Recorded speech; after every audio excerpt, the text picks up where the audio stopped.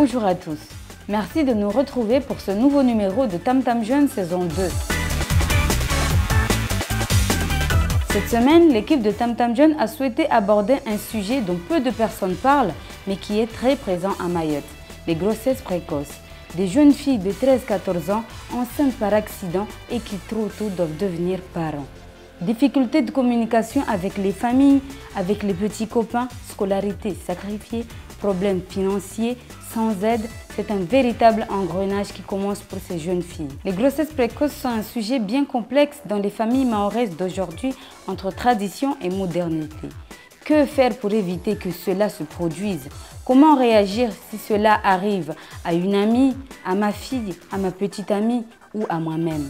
Les jeunes du collège de Chiconi ont souhaité s'exprimer sur ce sujet préoccupant en réalisant un court-métrage qu'ils ont écrit, mis en scène et joué dans l'enceinte de leur établissement.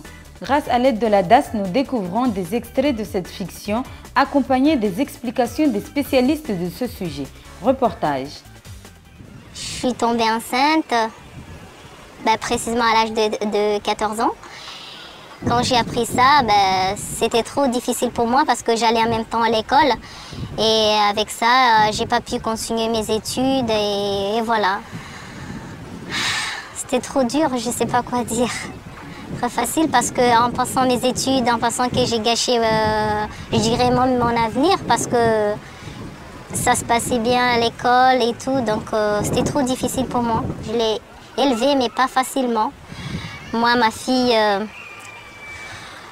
elle est tombée enceinte, elle a 13 ans et moi j'ai discuté avec elle, elle a vu ses études et bon, malheureusement moi comme j'ai pas pu les faire, j'ai pas voulu que ça se passe ainsi pour elle. Je l'ai conseillé pour avorter. Conseillé avorter parce que pour son avenir et aussi pour ses études aussi, qu'elle puisse après mener une belle vie et décider personnellement quand elle aura l'âge de faire son enfant, mais avec son choix.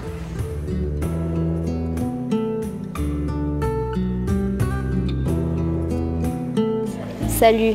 Personne t'a suivi? Non, je ne crois pas. Je t'attends chez moi après les cours. Non, je ne peux pas car mes parents savent que l'heure je termine. Alors on se reverra à la récré? Non, je n'ai pas envie que mes copines me voient avec toi. Elles vont tout raconter à mes parents et s'ils l'apprennent, alors là je suis morte. Tu sais, j'ai un truc important à te dire. Qu'est-ce qu'il y a? En fait, ça fait une semaine que je ne vois pas mes règles alors que c'était prévu pour la semaine dernière. Tu penses que tu attends un enfant? Je pense bien que oui. Je ne sais pas comment l'avouer à mes parents. Ils vont me mettre à la rue, il faut que j'avorte le plus tôt possible. Si tu es enceinte, c'est aussi mon enfant. Et on est bien ensemble, on pourrait le garder et se marier. Mais t'es fou, moi je veux finir mes études et c'est le plus important pour moi, pour avoir un bon boulot plus tard. Je te laisse, je vais voir mes copines.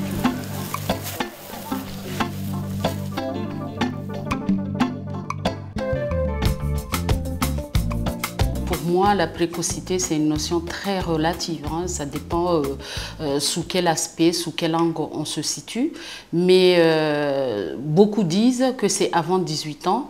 En ce qui me concerne, moi, je dirais que les grossesses précoces, c'est les grossesses avant 20 ans. Parce que non seulement il faut une maturité physique, mais je pense aussi que pour faire un enfant, il faut aussi avoir une maturité psychologique. C'est très important. On ne fait pas un enfant comme ça. Faire un enfant, c'est une responsabilité. Jadis, on disait moins de 15 ans. On est venu à moins de 18 ans. En métropole, on parle même moins de 20 ans. Une grossesse précoce, c'est finalement une grossesse avant que la jeune fille soit prête. Et puis qu'on se le dise, quand on est enfant, on ne peut pas s'occuper d'un enfant. Donc c'est vraiment une dualité conflictuelle en termes statutaires. Un enfant ne peut pas avoir la responsabilité d'un enfant. Donc il y a un temps pour vivre son enfance, c'est un temps pour assumer des responsabilités. Moi, ce temps-là, je le situe après 20 ans. Pour les jeunes filles quand même qui ont des grossesses vraiment jeunes, des fois le corps n'est pas complètement prêt à faire un bébé. Et on constate plus de complications pour ces grossesses-là. Pour ma copine, justement, je te cherchais. C'est quelque chose de grave, j'ai peur. Non, c'est rien. Tu peux me dire alors c'est quoi? En fait, ça fait quelques semaines que je ne vois pas mes règles arriver. J'ai peur de tomber enceinte et d'en parler à ma famille. Je ne sais plus quoi faire. Ne t'inquiète pas, t'es parce que tu es enceinte. Que penses-tu à ton gars?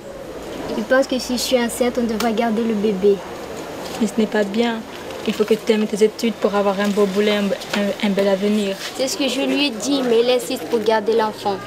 Avant tout, il faut être sûr que tu es enceinte.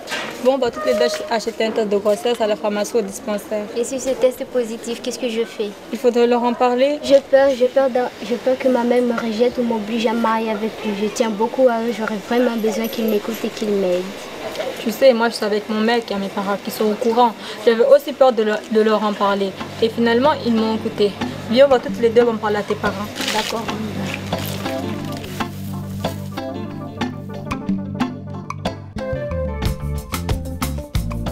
C'est vrai que la jeune fille qui est enceinte, elle a peur d'en parler autour d'elle, elle a peur d'en parler à sa mère, à son père ou à quelqu'un de proche. Et du coup, quand elle se décide, parce qu'à un moment donné, il va bien falloir en parler, elle est déjà à 4, 5, 6 mois de grossesse et toute cette période-là, il n'y a pas eu de suivi, elle n'a pas eu de visite, etc. Traditionnellement, il y a, disons, un arrangement au sein de la famille, entre la famille du garçon et de la fille. Et souvent, comme ce sont des sujets tabous, on camoufle dans la famille, on essaie de faire des arrangements pour que ça ne sorte pas. Parce que vous savez qu'une jeune fille qui tombe enceinte avant le mariage, c'est une honte pour la famille dans la société mahoraise. Si la fille n'est pas rejetée, ce qui peut arriver, mais c'est une situation quand même extrême et très très rare, dans la plupart des cas, la famille est obligée de prendre en charge les deux enfants, je veux dire, la maman et le bébé. Les conséquences pour la jeune fille, c'est qu'elle ne pourra pas suivre correctement sa scolarité, ce qui va le conduire à l'échec scolaire, d'autant plus qu'elle va devoir devenir mature et d'assimiler le rôle de parent tout en sautant plusieurs étapes de son adolescence. Et les conséquences peuvent être les mêmes chez le jeune homme s'il assume aussi le rôle du père. Elles sont encore dans les familles, mais elles vivent en couple. Donc ce sont des situations qui sont quand même, entre guillemets, dramatiques. Le phénomène a pris de l'ampleur dans le sens où les jeunes ont plus de liberté, se fréquentent beaucoup plus dans les établissements, les sorties, ce qui les conduit à avoir des rapports hors mariage et surtout nous protéger. Salut bébé. Ça va? Ouais, ça va et toi? Ça va. Tu racontes quoi alors? Rien, à part que, tu sais, oui? nous aussi on devrait passer aux choses plus intimes. Je veux dire, sexuelles, tu vois ce que je veux dire? On n'est pas un peu trop jeune pour cela? On est jeunes, mais on s'aime. Tu as peut-être raison, mais il faudrait d'abord que j'en parle à mes parents pour en avoir exactement comment me protéger. Je n'ai pas envie de tomber enceinte à mon âge. Ouais, mais tu sais, nos parents, ils le savent. C'est pas les moyens contraceptifs qui manquent. En plus, t'as qu'à prendre la pilule. Et moi, j'achète les préservatifs. Ça marche alors. On y va? Wesh.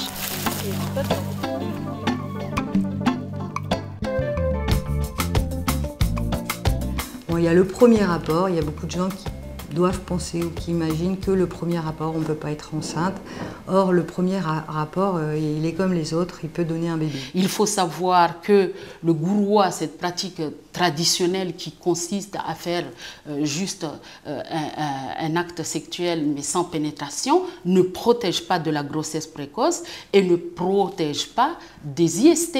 Donc, avoir une sexualité responsable pour moi, c'est quoi? C'est savoir qu'aujourd'hui, je prends la décision de faire un acte sexuel, donc je dois savoir qu'il y a des maladies qui traînent, je dois savoir également que je risque d'être enceinte, donc je prends la pilule ou mon copain prend la capote. Voilà, donc c'est ça la sexualité responsable. Et on a régulièrement ici des jeunes filles enceintes aussi, vierges, parce qu'elles utilisent la méthode du gouroua, en particulier le pinceau, et l'éjaculation trop près du vagin peut donner des grossesses. Donc ça, c'est des choses qu'il faut que les gens sachent, en tout cas, et prennent les précautions. La capote, à condition qu'elle soit mise à chaque fois, pas s'amuser à compter les jours, accompagnée d'une pilule du lendemain en cas d'accident. La pilule œstroprogestative ou progestative selon les cas, donc c'est un comprimé qu'on prend tous les jours. le stérilet qu'on met dans l'utérus, hein, ce petite chose, l'implanon qu'on met dans le bras, hein, qui est un petit bâton qui est efficace pendant 3 ans, la Depo-Provera qui est une piqûre qu'on fait dans la fesse tous les 3 mois. Après, les anneaux qu'on met donc dans le vagin 1 par mois, ou les patchs, c'est des patchs qu'on colle sur la peau et on change toutes les semaines. C'est pareil, ça contient la même chose que la pilule, mais ça se change toutes les semaines. Tous les rapports sexuels peuvent potentiellement faire un bébé et que dès lors où on a un rapport sexuel et qu'on ne veut pas de bébé, il faut se protéger d'une manière efficace avec les moyens de contraception qu'on a décrits. Si les jeunes sont informés dans les écoles, sachent où trouver les moyens de contraception, c'est toujours mieux. Les garçons, mine de rien, ça peut leur toucher. C'est pas ce qu'ils attendaient, c'est pas ce qu'ils souhaitaient. D'où la nécessité en fait de sensibiliser, d'informer pour qu'ils puissent savoir quels sont les risques et comment les éviter. Je pense que si on disait bien aux garçons qu'ils sont aussi responsables autant que les filles, peut-être que ça leur permettrait de réfléchir un peu plus. S'informer auprès des centres de planification familiale ou bien auprès des infirmiers scolaires et ou les médecins de famille avant de se lancer dans des aventures qui risquent de compromettre leur avenir. Il faut responsabiliser les jeunes. La sexualité responsable, il n'y a que cela de sûr. La grossesse précoce n'est pas une fatalité. Cela peut arriver à tout le monde. Soyons vigilants.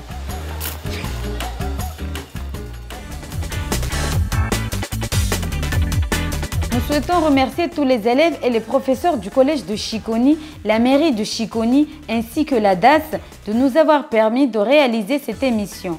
Tam Tam Jeune, c'est fini pour aujourd'hui. On se retrouve la semaine prochaine avec un nouveau sujet. Kwaheri!